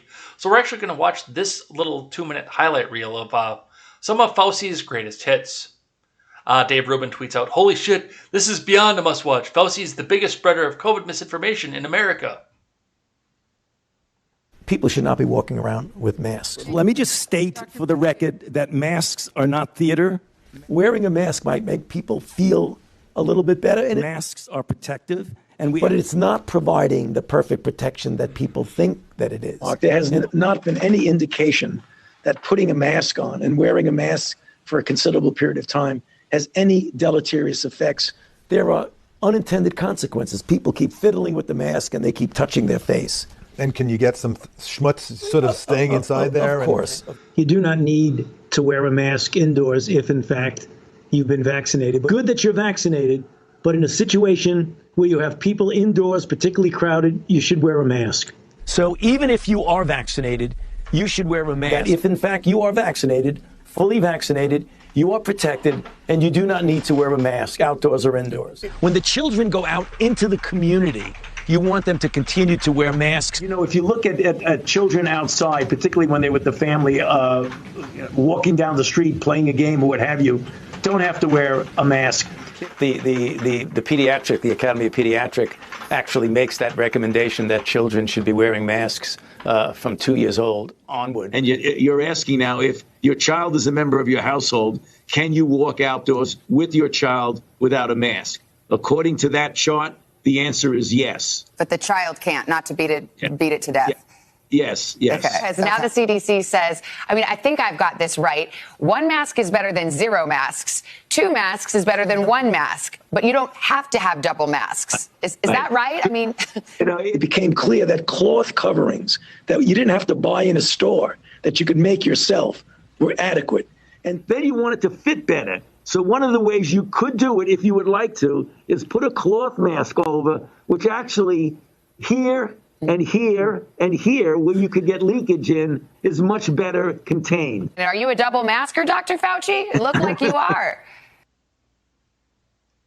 So there's the highlight reel of the 20-minute video that we had from Ruben on yesterday. Yeah, he keeps changing it. We'll wear the 6 masks, okay? Let's do 6. Oh, that's the only way to make sure that you get the proper seal off of here. All right, from the Blaze. Longtime teachers union leader wants Iowa school districts to ignore state laws and force vaccines and masks. From Chris Field. Iowa has been in the forefront of preserving individual conscious protections when it comes to the pinko fucking pox jab, and in May joined a handful of states refusing to force masks on their populations. Now the school year has just around the corner, and the CDC newest reversal on mask recommendations, one former educator and longtime teachers union leader, is calling on school districts in the Hawkeye state to ignore the law and do what they want, or at least what he wants. After the CDC indicated Tuesday that it was revising mask recommendations to say that even vaccinated people should wear masks indoors, and to urge all people in K-12 schools, students, teachers, and staff alike, to wear masks, the Des Moines Register posted an op-ed from Bruce Lear, a former teacher and 27-year regional director for the Iowa State Education Association, calling on school district leaders to require vaccination for teachers and students to reinstitute mask mandates. Never mind that I will ban business and government from requiring proof of COVID vaccination. Who cares that the government ruled out mask mandates? Lear certainly doesn't, and made it clear in a piece titled "Iowa Schools Should Ignore State Laws and Require Vaccines and Face Masks." Well, really, honestly, who cares what the government thinks anyway? Because the majority of what you should be doing, as always, and I keep telling you this, is doing what you see fit and most fit for your situation and your family situation. Like Britt. Britt just tweeted out, a friend of the show, from the Freckles and Britt show. I have immune-compromised children, and if I had to get 20 vaccines to make sure that they didn't have to suffer, I would do it. She's making an assessment for her own family safety, for her children's safety. If you can make the assessment and find that your children are safe without doing something like this, then that's the assessment you need to make. It is all an individual assessment. There are people who are not going to need this mask and jab. There are people who will.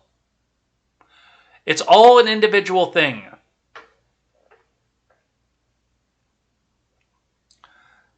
But that's where we go from that. Let's grab one from Yahoo News. Man gets life for killing woman who mistook his car for an Uber. From Michelle Liu. A South Carolina man was sentenced to life in prison Tuesday for the 2019 abduction and murder of 21-year-old college student who mistook his car for an Uber ride. The jury took a little more than an hour to find Nathaniel Rowland guilty of killing Samantha Josephson, a University of South Carolina student who disappeared from Columbia's Five Points Entertainment District in March of 2019. Her dreams were my dreams, and her death was my death. I close my eyes, and I feel that she endured at his hands, the victim's mother, Marcy Josephson, said during the sentencing phase of Rowland's trial on Tuesday. The student from Robbinsville, New Jersey, got into Rowland's car, thinking it was an Uber ride that would take her back to her apartment. Persecutors said instead she found herself trapped because Rowland had the childproof locks on. Investigators said she was never seen alive again. Covered in roughly 120 stab wounds, her body was later found in remote woods about 65 miles from Columbia. The death cast a national spotlight on ride-hailing safety and led to some changes, including more prominent displays of driver's license plates. Rowland maintained his innocence before being sentenced, but Circuit Judge Clifton Newman noted that all the evidence pointed to Rowland.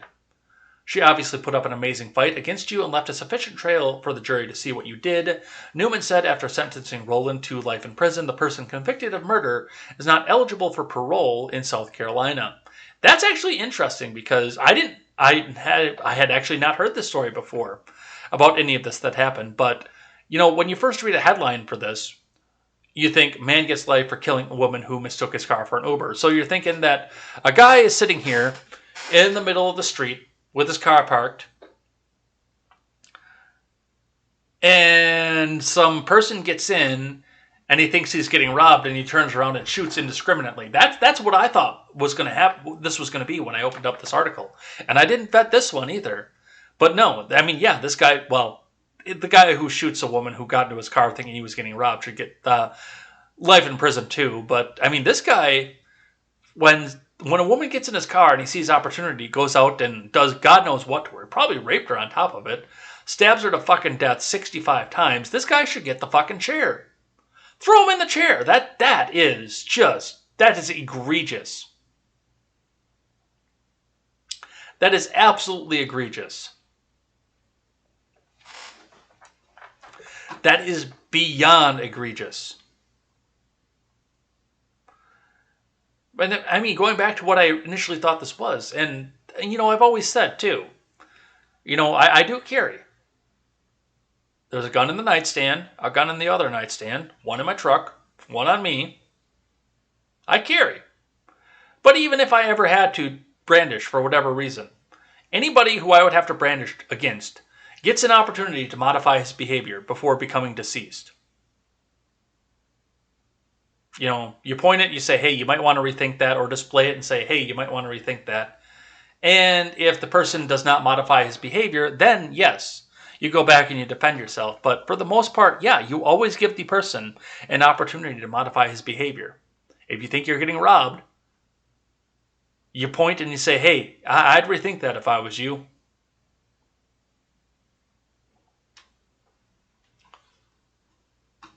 All right, let's grab, speaking of gun violence, let's grab one talking about Kyle Rittenhouse. This just burns me, and we might actually have to cut it at this one. We might have to grab these last four here on Monday's show, or I'm sorry, tomorrow's show. What the fuck day is it? It's Wednesday, Thursday's show. So we might have to go do this on Wednesday's show here, these last four. But I did want to touch on this one because, this one kind of pissed me off. I'm not going to lie. Persecutors seek to show evidence of past violence at Kyle Rittenhouse trial. From the Associated Press. Persecutors in Wisconsin want a judge to allow evidence at Kyle Rittenhouse's trial that shows he had previous violent encounter in Kenosha before he fatally shot two men and injured another during a police brutality protest last year. The state's motion filed Thursday in Kenosha County Circuit Court also seeks to show Rittenhouse was associated with the far-right Proud Boys, a group linked to political violence. Rittenhouse, 18, is charged with killing Joseph Rosenbaum, 36, Anthony Huber, 26, and wounding Gage Grosskreutz, 26, on August 25th during protests in Kenosha over the police shooting 2 days earlier of Jacob Blake St. Jacob, hallowed be his name, a black man who was left paralyzed when he was shot by a white police officer, because those are the details that are important. Persecutors want to introduce a video from July 1st, 2020, which they show Rittenhouse striking a teenage girl in the back of Kenosha's lakefront. In both the July 1st, 2020 incident and the August 25th, 2020 incident, the defendant, an Illinois resident, willingly and intentionally put himself in a violent situation in Wisconsin that does not involve him in order to commit further acts of violence, the motion states. Persecutors also said Rittenhouse's association with the Proud Boys should be considered at the trial because it shows that he takes pride in violence. What the absolute ever-loving fuck?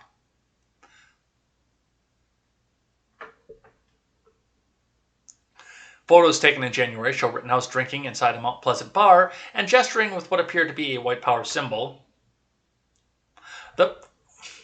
Nobody in the world thinks that's a white power symbol. Even the people who tell you that's a white power symbol don't believe that's a white power symbol.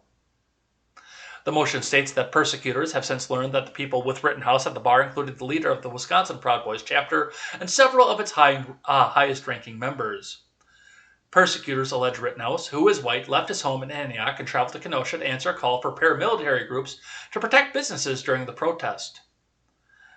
Rittenhouse faces multiple charges, including 2 homicide counts, and has argued that he fired in self-defense We all watched him fire in self-defense after protesters attacked him. BLM supporters have painted him as a trigger-happy white supremacist, but some conservatives see him as a symbol of gun rights and have rallied around him, generating $2 million for his bail in November. Full stop. This is fucking bullshit. And I'm going to tell you why. So, you know the liberals out there who come out and rail against Conservative Inc. And I'm not talking about people like me who rail against Conservative Inc. I'm talking about the liberals who come out and rail against Conservative Inc. Because there are people who are cheering the persecution for doing this. And they're urging the persecution to do this. Hey, he was here with the Proud Boys. He was here with this. He beat up this girl on July 1st. This is fucking crap. Because when Candace Owens goes out, because Candace Owens loves to fucking dox people, when Candace Owens runs out and says, hey, the St. George, here's his full criminal record from all the back. He deserved to die right then and there. And he deserved to be brutally killed by the police officer. That's what Candace Owens says all the time. Ahmaud Arbery. In a case that actually should not have happened because these people were vigilantes. They were not defending themselves at that point. Those people both deserve to go to prison for what they did to Ahmaud Arbery. His criminal record aside, they both deserve to go to prison for this. For their vigilante justice, going after somebody for something that had absolutely nothing to do with them. What's the first thing that Candace Owens, Charlie Kirk go back and do? Hey, here's Ahmaud Arbery's lengthy criminal record. Jacob Blake. Hey, here's Jacob Blake's lengthy criminal record. He deserved to die at the hands of police. They deserve to be judge, jury, and executioner for all the stuff that he did in the past. What do all these things have in common? They're all fucking bullshit, first off. And furthermore, on top of that, they're all stuff that liberals railed against. Hey, no, why are you going through their criminal history if it had nothing to do with it? He was innocent. He was unarmed. He wasn't doing anything. And in most cases, that wasn't true. But even still, they come out and rail the same fucking story all the time. And now they're cheering for this fucking bullshit. This crap right here, they're cheering for. Because it's the Proud Boys and it's a white person. Hey, here's Kyle Rittenhouse's criminal history, and here's him associated with the Proud Boys. None of that has any bearing on this case right now. And the prosecution knows it, and they know that they don't have fucking bullshit off of this. This was a clear-cut self-defense case. This was as clear of a cut of self-defense as you could possibly get.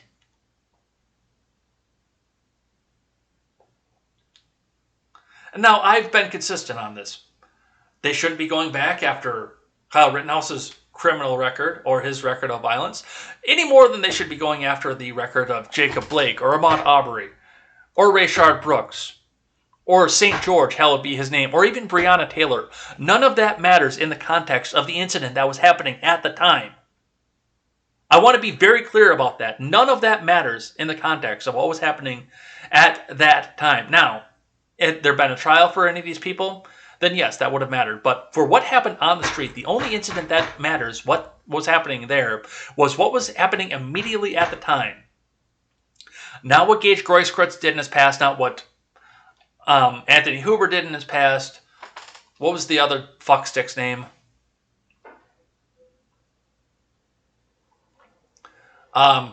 Joseph Rosenbaum. Not what any of them did in their past. What mattered in that situation was the fact that all three of them were assaulting a kid who was going in the ground, who was retreating, rolled back, fired shots, hit his mark all three times, and then tried to turn himself in. Those are the facts that matter.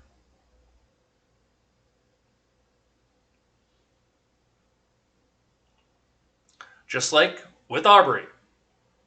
What matters is what was happening on the street that day near the back of that pickup truck. What happened with St. George involves what happened that day based on his resisting and his trying to pass up a counterfeit $20 bill and the drugs in the system. That's what matters, not the fact that he pointed a gun at a pregnant woman's belly, which they're trying to scrub from the internet right now. Breonna Taylor, extensive drug ring. No, what matters there is the fact that what happened when somebody shot back at the police over a no-knock warrant, which they knocked anyway for. All that matters is what happened in that moment. Constantly.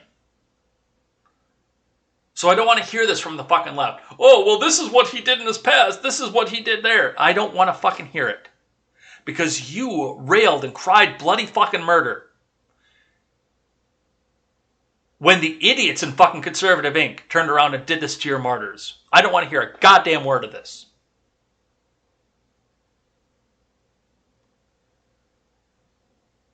All right, well, that's a fun way to end this. All right, and we're going to get out of here. We're going to skip these last four and do something that I'm thankful for to head out of here for the day. I'm just going to see how much that... yeah. Anyway, let's get out of here for the day. So the last thing that we do on a Wednesday is something that I'm thankful for. And I know that Ron Helton likes to come back and heckle me for the kitchen fire that I had a little while. But really, thankfully, I looked at this. And, you know, we did some work on this over the weekend. We actually looked into, got some stuff done up. We didn't wind up having to change any drywall. A little bit of mud over the top of it. A little bit of feathering to try to get this to look good. Some paint. I got to get some regular paint off this. It's just primed right now, but I just got to go over and get some regular paint off of this. And for about $100 worth of product, that all turned out well. It actually turned out better than well. Yeah, we're going to wind up losing the hood, but I got a hood for free. A little bit of paint, a little bit of, they call it Kills Primer, which is high hide. So it's hiding all the bad details of what was off here. The fridge, the scorch mark is gone on the fridge. The wall is, I mean, it's all primer white right now. So we'll go get that changed out in a second.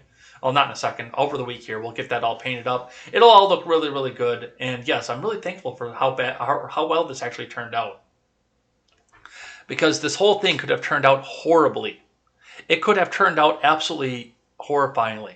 And the fact, and like I said, when this all happened, I heard the tone on the fan change, and I knew that something was wrong. And I was able to keep calm, walk out into the hallway, get the fire extinguisher, put the fire out. I'm not even going to lose the skillet that the fire occurred in. That's how well this all wound up turning out. I'm not even going to lose my cast iron skillet. That actually turned out, it's going to need to be reseasoned very, very well. But other than that, yeah, this is going to turn out almost like it didn't happen. So, and I'm thankful for that. I'm thankful for the help of people who've come out and said, hey, you know, let's go with this direction, let's go with that. And the support of people who actually made sure that I was safe for this. I did, you know, I keep saying I didn't get any injuries. I did wind up getting a big burn on my foot that I didn't notice until a couple days later when I was walking around and realizing the top of my foot hurt. But other than that, I'm thankful for that. I'm thankful. God is good. God is blessed. God has blessed and looked at this and said, okay, you're kind of going down the dark path. I'm going to give you a little bit of an obstacle here to point out and say, hey, get back on the right path. And, you know, it all turned out well. It was a scary incident, don't get me wrong, but it still all turned out well. So I'm very glad for that. I'm glad that it turned out as well as it did, because this could have been a lot worse for myself and 7 other people who live in this building. It could have been a lot worse for all of them. So very thankful for the way that all turned out. Very thankful for the help. My dad coming down an hour down from where he was working to come out and help me out and get this out and keep me from changing drywall out, because, you know, the guy who owns the building says, oh, the drywall is absolutely going to need to be changed. Well, it didn't. And this is going to turn out well, and I'm thankful for that. Let's go. Let's get out of here. Let's go see my friend. Stephen Ignoramus, shall we? Is he on? Let's go check the Twitch, shall we? Twitch! He is on. So let's throw some music up and let's head out of here.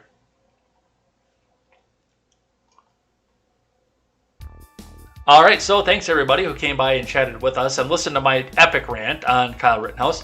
I didn't even realize that I was going to, because I was thinking about that when I saw the article before, but it was like 5 minutes before going live, and I didn't know I knew where I wanted to go with it, but I didn't know I was going to burst into that much of a rant. So thanks everybody who stuck around for that, at least anyway. Off of that, we'll be back here tomorrow with more contemporary plus these last 4 articles here.